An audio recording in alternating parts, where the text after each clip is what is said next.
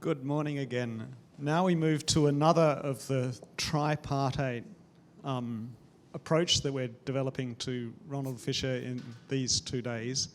And we're about to focus more strongly on the historical elements of understanding both what Fisher was trying to do in his time and then how people have read Fisher over time.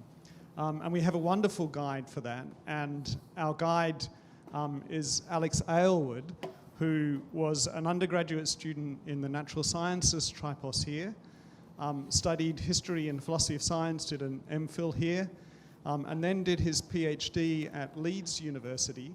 And it's a mark of the currency of Fisher's work in historical research that one chapter of Alex's dissertation formed the foundation for a submission to the British Society for the History of Science and was a co-winner of the 2020 Singer Prize of the Society for the History of Science and was published in 2021. That article is called R.A. Fisher, Eugenics and the Campaign for Family Allowances in Interwar Britain.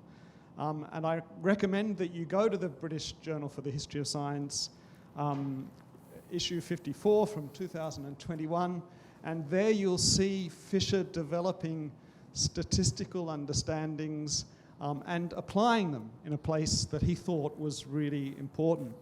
And that's one interesting element of the picture that we've seen already as Fisher as a theoretician, but someone who's very interested in practical application to experimental design and then also in other areas.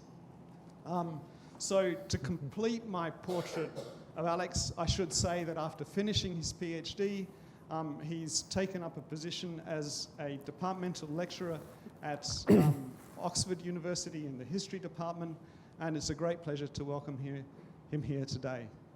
Alex. Thanks very much, Richard. Thanks. And I'm guessing everybody can hear me okay. Shout if you can. So yeah, hi everybody in the room and online. Many thanks for being here. Thanks for the introduction, Richard, and thanks for the invitation to speak at this meeting. It's really great to be here.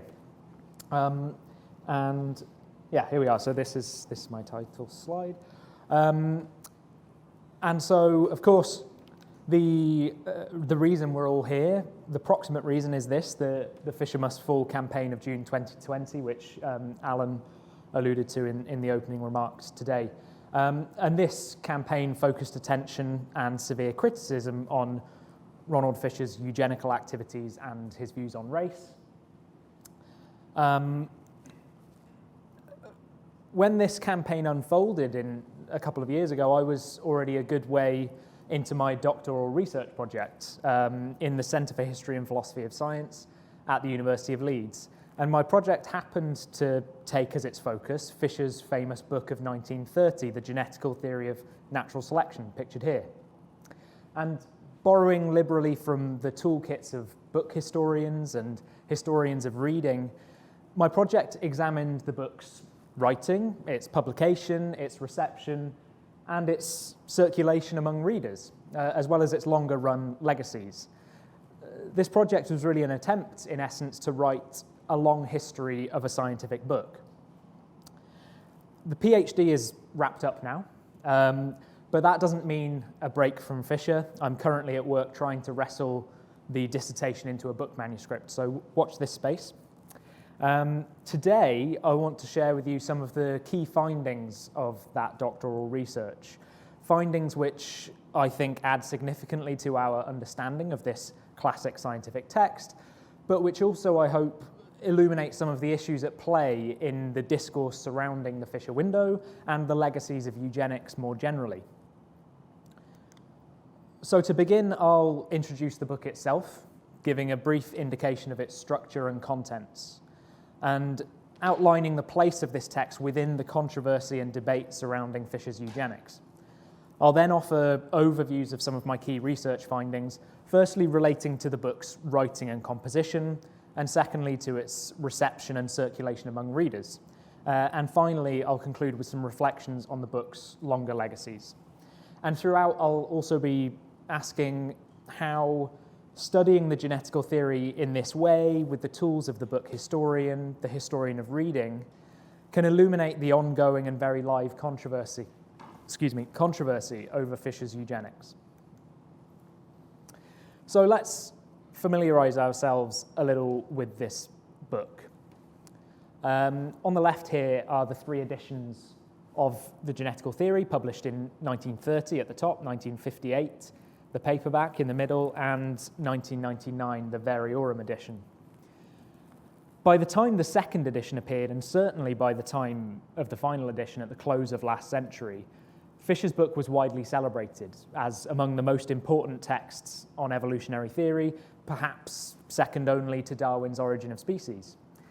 In particular, the genetical theory is lauded today as one of the foundational works of the so-called modern synthesis. And specifically, this reputation is built upon the book's early chapters, in which Fisher reconciled Darwin's theory of natural selection with the new Mendelian genetics, and showed how mathematical techniques could be used to analyze evolutionary processes. I won't say too much about the detailed content of these chapters. I suspect perhaps Alan will have something to say about that in the next talk. In the final 5 chapters, Fisher turned his attention to humans and asked why it was that throughout history, all great civilizations eventually collapsed and decayed. Well, this was the great historical phenomenon which Fisher wanted to explain. He blamed the over-fertile lower classes, essentially, who outbred their social and, he assumed, biological superiors. And in order to prevent Britain from suffering the same fate as the great empires of the past, in the last chapter, Fisher proposed a system of children's allowances, family allowances, designed to encourage the breeding of the more biologically desirable, as he put it, middle and upper classes.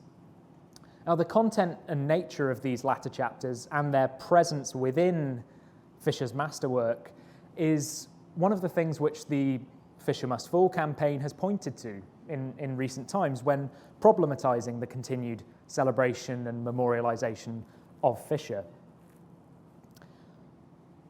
But the controversy surrounding these chapters and what they mean for how we understand Fisher and his work has a much longer history.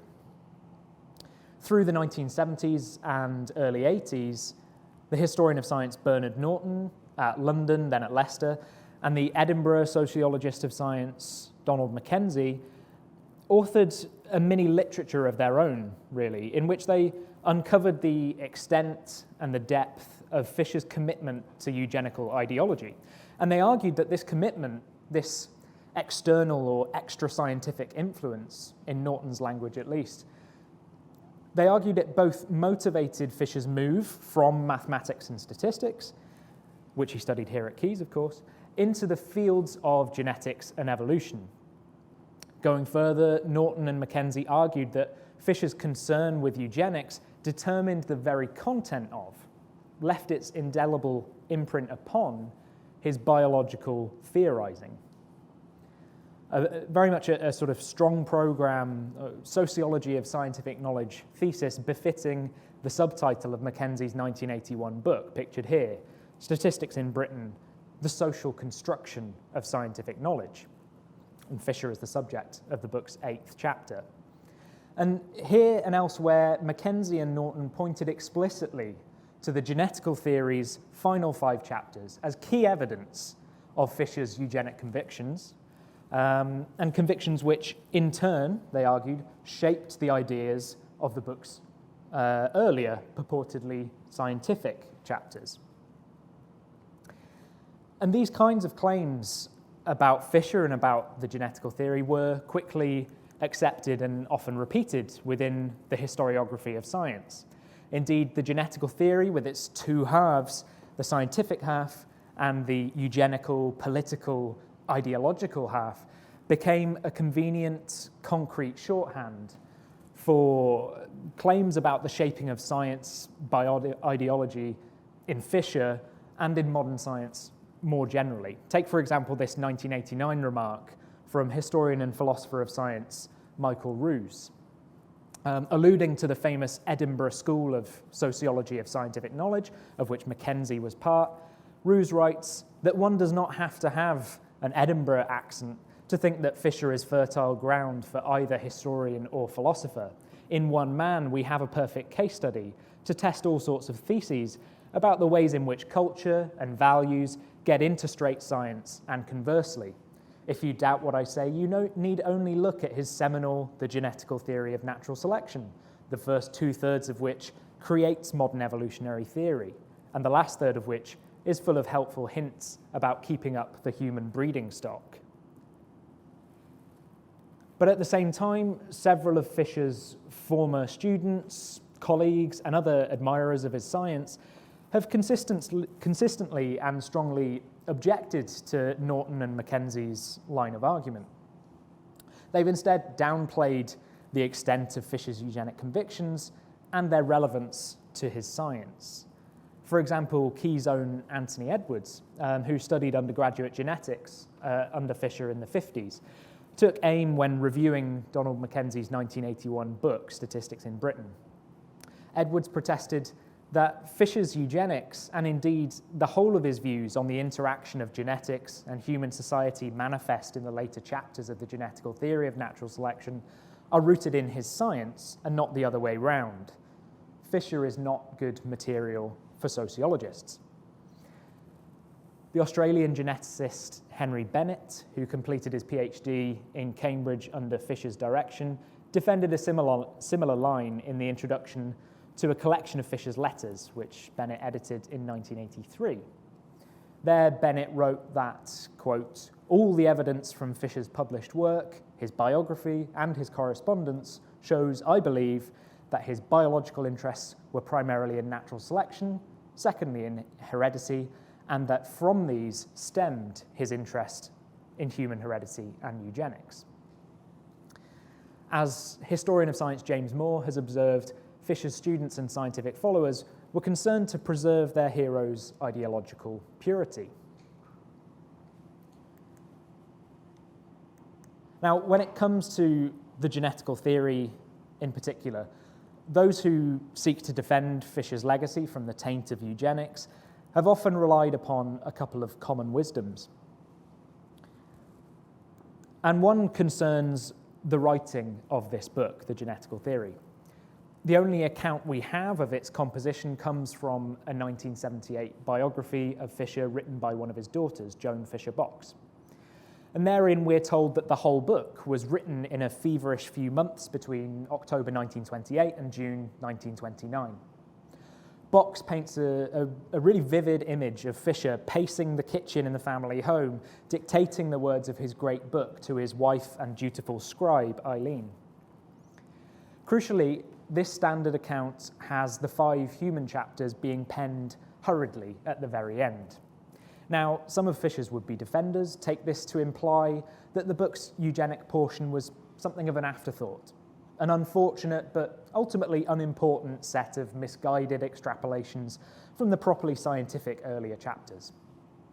Compared with the earlier chapters, Fisher didn't take the human portion all that seriously, and neither should we.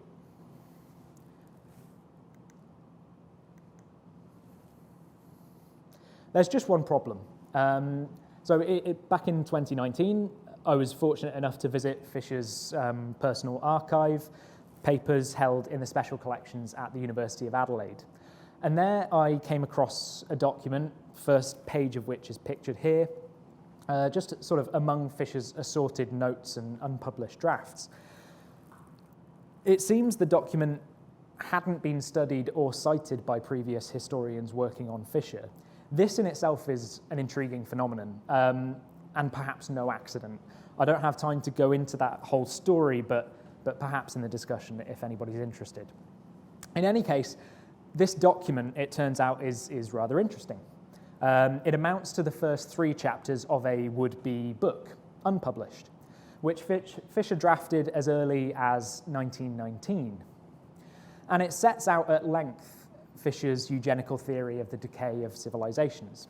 He opens his account not with Darwin or Mendel, as he would in 1930, but with a discussion of, as he put it, the inequalities in the rate of increase of people of different nations, races, and social classes.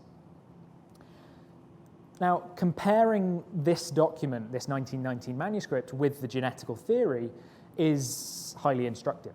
I've tried, perhaps not very elegantly, to indicate the relationship between the two texts here with these arrows. A bit of a botch job, sorry about that. But the manuscript's first chapter summarizes a range of demographic studies, all of which confirmed the eugenically uncomfortable fact that, quote, and I'm quoting here from the 1919 manuscript, the lower orders of society are reproducing their kind at a rate greatly exceeding that of their social superiors, end quote. Left unchecked, this process would surely lead to a steady degradation in the quality of the national stock. Britain's future looked bleak. In the second chapter, Fisher moves on to, well, he hopes to demonstrate that this variation in human fertility, the differences in reproductive output observable in different social classes, was at least in part heritable variation. And if fertility is genetically heritable, then it stands to reason that it may be acted upon by selection. The third chapter runs with this possibility, arguing that in civilized societies, as Fisher put it, low fertility is socially selected. That is, those individuals who are congenitally less fertile tend, all things being equal, to rise up the social scale. Why? Because small families are socially advantageous. Parents can give a better life, a better start in life to fewer children. And inherited wealth is split among fewer heirs. These are just some of the reasons. So genes making for relative infertility will percolate up into the higher social grades. And here's the problematic bit from the eugenicist perspective. These genes making for relative infertility will combine through sexual reproduction with genes making for eugenically desirable traits, such as intelligence, which, of course, Fisher believed were more common as you ascend the social scale. So over generations, the natural endowments of the brightest and the best would be effectively bred out of the population. And with this theory of the social selection of fertility, Fisher believed he had isolated the cause not only of Britain's dysgenic birth rate, but also of the decline and collapse of all great civilizations throughout history. Now, this is the argument in outline which Fisher would set out in the 1930 book in the final 5 chapters. And there he shuffled his pack slightly, as you can see by the overlapping arrows. So he swaps the order of his discussion of the variation in fertility by social class and the inheritance of human fertility. And he added a couple of extra chapters, of course, the chapter on man and society, which introduces this historical phenomenon of civilizational collapse and dismisses some of the kind of existing explanations of that phenomenon. And a final chapter, Conditions of Permanent Civilization, in which Fisher detailed his proposed eugenical solution, a system of family allowances designed to nullify the social advantage of small families and the resultant upward spread of genes making for relative infertility. But it isn't just that the argument was already in place in this manuscript in 1919. The correspondences between the 1919 manuscript and the 1930 published book go beyond the thematic or the conceptual. In many places, the very wording is identical. Leafing through the 1919 manuscript, one can locate on almost every page a passage or a phrase which would recur entirely or largely unchanged in the 1930 book. Very often, the recycling of this older material was more extensive, with several pages worth of text being lifted wholesale and dropped into the 1930 work, verbatim. For instance, Fisher's discussion of Francis Galton on the relative infertility of the upper classes, which comes in chapter 11, pages 228 to 232. all lifted wholesale. His criticisms of Gobineau's ideas on the civilizational dangers of racial mixing, chapter 11, pages 238 to 241, lifted wholesale. These are just two examples among many where the extended passages from the 1919 manuscript occur again without change. Now, so the genetical theory's human chapters began life far earlier than the standard account allows, and almost a decade before the rest of the book was written. And it was conceived and composed in the guise of a standalone work on the decay of civilizations. It was only in 1922 that Fisher began to consider authoring a work on the mathematics of evolution, as he put it, a project which it appears he conceived as entirely distinct from this earlier false start of a book manuscript on civilizations. And it was at some point in the mid to late 1920s that Fisher evidently decided to roll these two book projects into one and repurpose the old drafts of his eugenical theory as the closing chapters of an otherwise technical tome which detailed his mathematical and statistical investigations of natural selection in Mendelian populations. He attempted to smooth the seam in his preface to the 1930 book, where he writes that the human material is inseparable from the rest. Well, clearly not. It was written separately and substantially earlier. So the genetical theory, you might say, was written backwards. Fisher began at the end, perhaps revealing his ends. Another piece of common wisdom about the genetical theory's human chapters is that essentially nobody took any notice of them. There are plenty of examples of this kind of claim floating around in the scientific literature. These two both occur within reviews of the 1999 Variorum edition of the genetical theory. There's a common pattern. The early chapters of the book are exalted as revolutionary, path-breaking, far ahead of their time. But what to say about those pesky final five? So geneticist J.F. Crow says Fisher's last five chapters deal with the human condition. He regarded these as inseparable from the rest of the text. Readers have thought otherwise, and these chapters have been largely ignored. Whereas most of the book was far ahead of its time, this part seems curiously dated. And in a way, he was actually right. As we've seen, the latter chapters were more than 10 years older than the rest. I don't think that's what he meant, though. Secondly, Brian Charlesworth says this section seems generally to be ignored or regarded as an embarrassment and is frankly tedious to read. Now, a significant part of my doctoral research has involved locating and inspecting surviving copies of the genetical theory in various libraries and collections around the UK and also further afield. And by examining the marginalia and other annotations in surviving copies, I've been able to reconstruct some of the ways that this book was actually used and read. And what emerges very clearly is that, especially through the 1930s and 40s, readers absolutely did not ignore the final five chapters. Here's just one example, heavily annotated pages from the first of the human chapters in a copy held in Columbia University's zoology library. Moreover, looking through the earliest reviews of the genetical theory, several reviewers actually recommended that the general reader might benefit from skipping over the technically demanding, heavily mathematical earlier chapters straight to the human discussion, which they predicted would be of greater general interest. And indeed, there are several examples of copies in libraries and collections where the first 7 chapters are pristine, while the last 5 are peppered with pencil marks, annotations, and underlinings.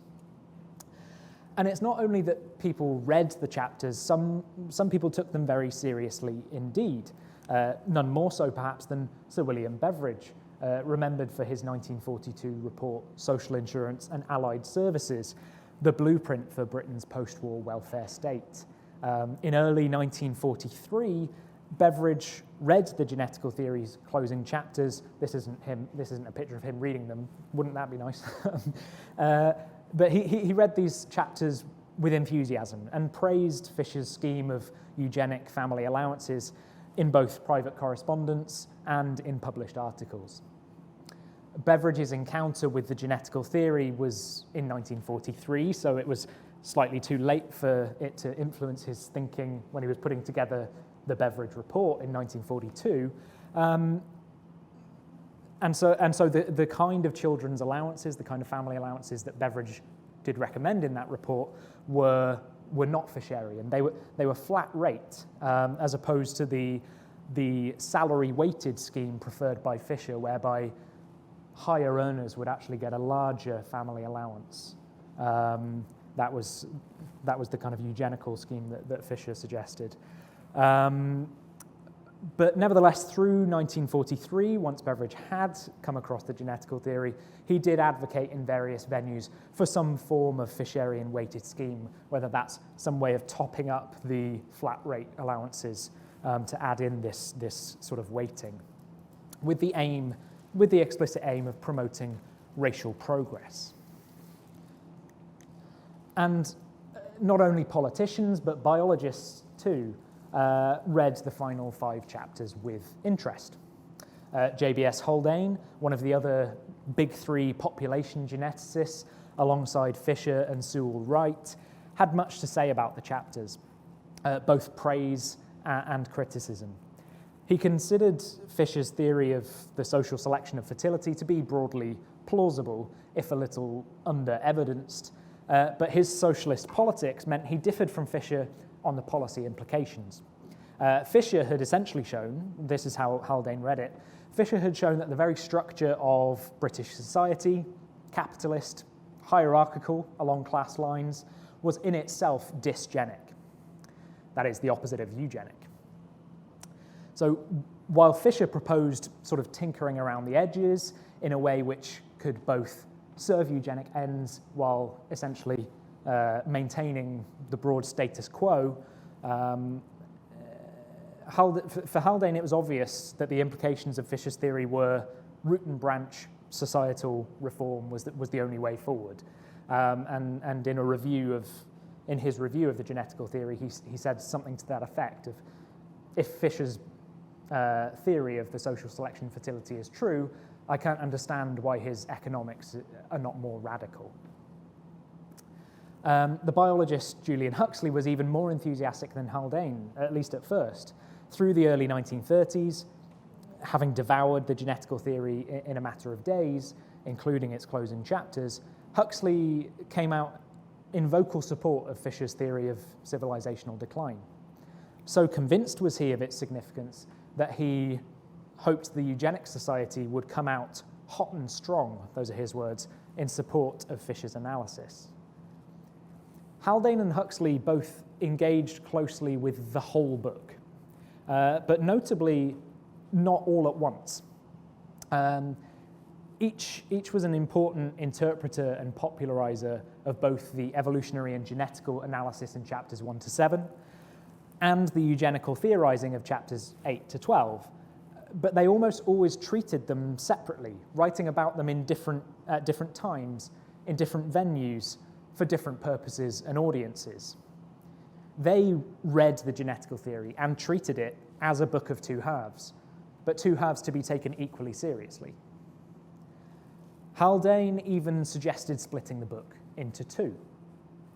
In the review of the genetical theory that I mentioned, Haldane's review appeared in the Eugenics Review, the organ of the Eugenics Society, he ended by expressing his hope that, quote, within the next 10 years, the sections dealing with evolution and eugenics will both be rewritten in a form which demands less intellectual effort in its readers. And a part of that hope almost came to pass. These images show some of the letters exchanged between Fisher and his editor at the Oxford University Press from the late 1930s. After Fisher wrote inquiring, quote, whether any better use could be made of my material than merely to sell the remainder of the edition at its present rate. So he sensed by the late 1930s, so the book was almost a decade old and it sold through its initial print run of 1500. But he sensed that interest in family allowance policies was on the rise, and he clearly felt that there was an opportunity to gather support for his eugenically designed scheme. But slow sales of the book meant that his ideas weren't reaching a potentially sympathetic audience. So Fisher and his editor discussed various possibilities, including republishing the final 5 chapters as a standalone book or essay. But the Second World War broke out during their discussions before they reached an agreement, and the whole notion was shelved, essentially. But it is an intriguing what if. So in a straightforward sense, the claims of people like Crowe and Charlesworth quoted earlier, they were wrong in saying that the human chapters were largely or generally ignored. This portion of Fisher's book enjoyed a life of its own, almost, but not quite, in a literal sense. The fact is that the seeming neglect of the human chapters is a product of the complex disciplinary reorganizations of mid-century. In the post-war era, the eugenic problematic lost much of its popular appeal, though it certainly did not disappear entirely. Rather, the research communities, topics and methodologies and research programs which had previously been united under the banner of eugenics were gradually and often quite self-consciously repackaged and rehomed within a host of new disciplinary contexts, from human and medical genetics to population studies and demography. The genetical theory's human chapters, for their part, did actually enjoy limited circulation, attention, and citation in post-war populational studies of fertility and social mobility, though a consensus formed quite quickly that Fisher's ideas on these matters were invalidated by new data on human fertility and the factors affecting social mobility. Through mid-century, references to the genetical theory's closing chapters in this field gradually dried up as hereditary and biological explanations of fertility differences were almost wholly dismissed in favor of social, cultural, environmental accounts. The more significant strand in the genetical theory's post-war story and the kind of the framework for how scientists today tend to think about the genetical theory and its place in the story of 20th century science rests on the way that the genetical theory in the post-war decades achieved canonical status within the nascent discipline of evolutionary biology, thanks in large part to the self-styled architects of the evolutionary synthesis, who routinely cited the genetical theory in their great synthetic works of the 1940s. And when they did so, it was largely in the context of establishing and asserting certain orthodoxies, such as the compatibility of Darwinism and Mendelism, or the primacy of natural selection among evolutionary mechanisms. Seldom did mid-century evolutionary writers discussing the genetical theory ever even acknowledge that 5 of its 12 chapters were devoted to evolution in human societies.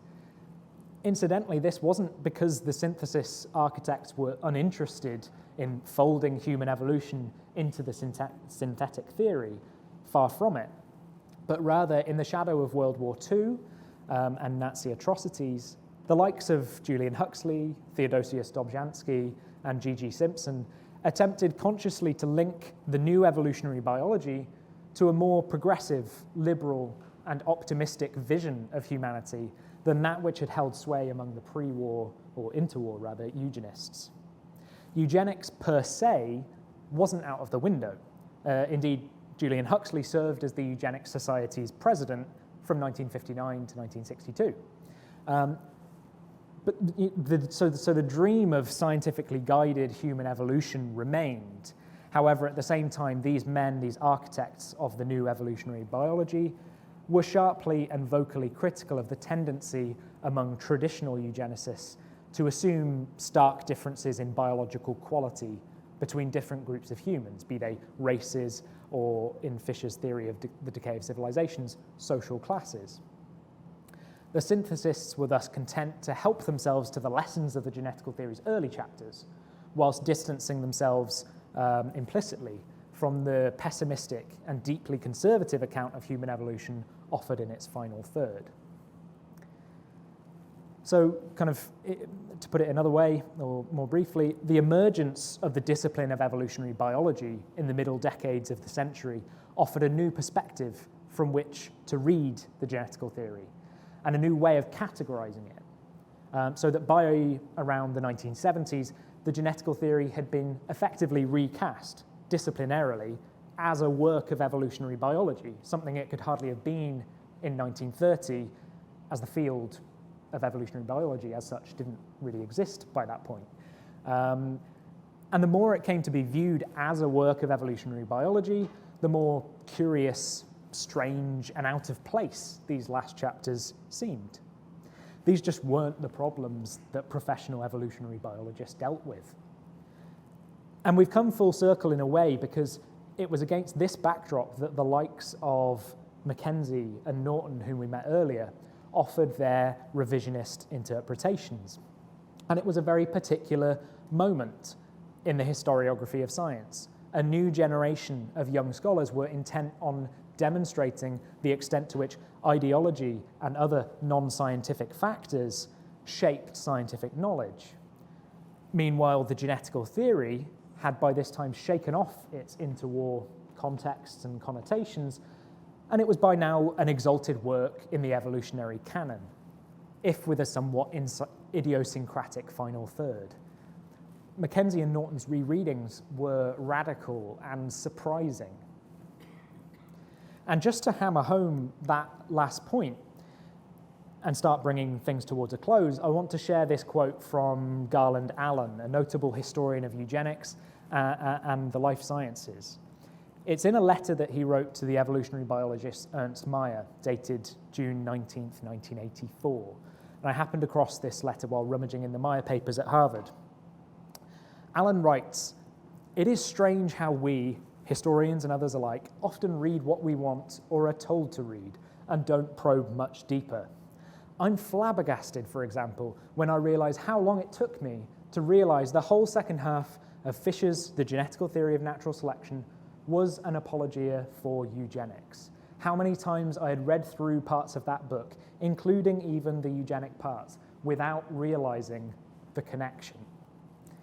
One of the great things about this remark is that it helps us to appreciate ourselves and earlier generations of science studies scholars as historically situated readers. What Allen says here helps us to recover other ways of reading Fisher's book which have now been lost or displaced. If one reads through these chapters, and I guess you can do it yourselves if you want to, if one reads through these chapters, you'll struggle in vain to find Fisher referring explicitly to what he's doing as eugenics or eugenical. He doesn't do so, even as he was writing about the same ideas in eugenical journals and calling them explicitly eugenical. But in the genetical theory, he doesn't frame it in those terms. So in a sense, Garland can be excused. But nevertheless, nowadays, we very much conceive the final 5 chapters of the genetical theory as the eugenical chapters, so much so that it's difficult to believe that anyone could have struggled to realize the connection, as Gar puts it, not least a leading scholar of the eugenics movement. Before Mackenzie and Norton began publishing their first writings on Fisher in the 1970s, it was not at all common for historians, or anyone for that matter, to make the connection between Fisher's work and the eugenics movement. 1930s readers, of course, unthinkingly associated these chapters with the contemporary eugenics discourse. But following the Second World War, as eugenics waned in popularity, but the genetical theory continued to circulate, to be read and to be cited in new disciplinary contexts, the connection became lost, buried, and forgotten. Following the war, Fisher's book became overwhelmingly associated with the modern synthesis and the new discipline of evolutionary biology, which in many ways distanced itself from interwar eugenics. So this meant that Mackenzie and Norton were effectively rediscovering the eugenical reading of the book. It was surprising, as Allen's remarks demonstrate. Now, this sort of rereading from the 1970s and 80s, in certain ways, is also rather unhelpful, I think. The discourse around the genetical theory, which began with Mackenzie and Norton in the 70s and which persists in many ways today in the debate surrounding the Fisher Must Fall campaign, this discourse tends to adopt a relatively static view of the boundaries of science, the borders which separate science from external influences of politics and ideology. At the same time, it accepts and perpetuates a static view of the nature and meaning of Fisher's text, especially of its two halves and their interrelations. Clearly, there's been a tendency among historical commentators of allowing our contemporary conceptions of the boundaries of science to dictate our analyses, resulting in a division of Fisher's text into the biological part and the eugenical part, or the scientific part and the ideological part. In reality, historically, scientific boundaries and the boundaries within Fisher's book are contingent and very much on the move.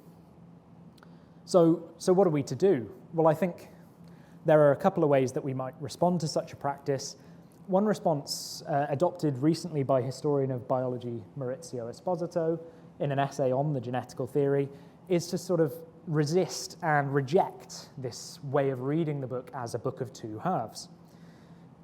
He says that essentially in their insistence upon chopping the book up in this way, as well as their desperation to expose the ideological underpinnings of Fisher's genuine scientific achievement, as Esposito puts it, historians have lost sight of the book's underlying unity. To fully understand just what Fisher was driving at, Esposito says, we need only to reread Fisher's book from pages 1 to 265 as one unique and integrated argument linking evolutionary biology with human evolution and therefore natural science with the human sciences. So for Esposito, we should simply take the author at his word and read the genetical theory as a unified whole. My claim instead is that the genetical theory is, and almost always has been, a book of two halves. I mean this not as an assertion about what the text truly means, nor a stipulation of how it should be read, but rather as a historical claim. Firstly, it's a historical claim about the book's origins and composition. Though Fisher presented them as inseparable, we've seen that the genetical theory's two halves came together in a more contingent manner, as the author stitched together the working manuscripts of two separately conceived book projects.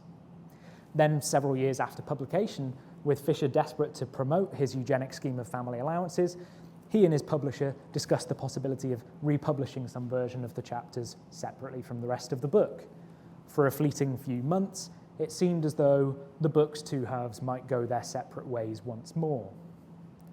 Secondly, mine is a claim about how, Esposito's recent intervention notwithstanding, Fisher's book has been and continues to be read. Rather than dismissing out of hand these dichotomous readings imposed upon the book by historians of science since the 1970s, we should see them as just one expression of a two halves reading of the genetical theory, which is as old as the book itself. In the 1930s, reviewers and readers juxtaposed the technical and mathematical early chapters with the general or accessible human discussion, reflecting the topicality and timeliness of the issues treated therein. By the 70s, its latter chapters had become political or ideological in stark contrast to the scientific material of the earlier chapters. The nature, meanings, and evaluations of each half had undergone significant transformations, but their distinctness from one another remained palpable. And I'll end with a final reflection briefly on why telling a long history of this particular book is important and interesting beyond arcane discussions among Fisher scholars. Alison Bashford recently observed that, quote, historians always write about the beginning of eugenics because they can. Identifying an end to eugenics is another story altogether. In general, Bashford continues, there exists an overall disinclination among historians to research eugenics after 1945, a disinclination which both results from and reinforces the notion that eugenics came to an abrupt end following the Second World War. Now, things are changing, and there's a steadily growing body of work which traces the continuities and legacies of eugenics into the post-war era. And I think we may hear about some of that work tomorrow afternoon, perhaps from Rachel and Adam. My hope is that a long history of the genetical theory can provide a fresh and illuminating perspective on these issues. Often, though not always, these longer range histories tend to trace the persistence of eugenic ideas, concepts, modes of speaking and reasoning. And my sense is that there's much to be gained from also following material legacies, what happens to objects, including printed texts. Most books of an explicitly eugenical nature, dating from the interwar period, had a relatively short shelf life. They didn't continue to enjoy much of an audience after the Second World War. And where copies of such works survive, they tend to gather dust in library stacks and storage and are rarely consulted, except perhaps by the intrepid historian. The genetical theory of natural selection, then, is relatively unusual among interwar eugenical texts in that it indeed continues to be read, cited, and circulated long into the supposedly post-eugenics era. And by looking at how readers' responses to its eugenical portions changed throughout the post-war decades, we stand to learn much about how the legacies of eugenics were negotiated in this period. And I'll leave it there. Thank you very much.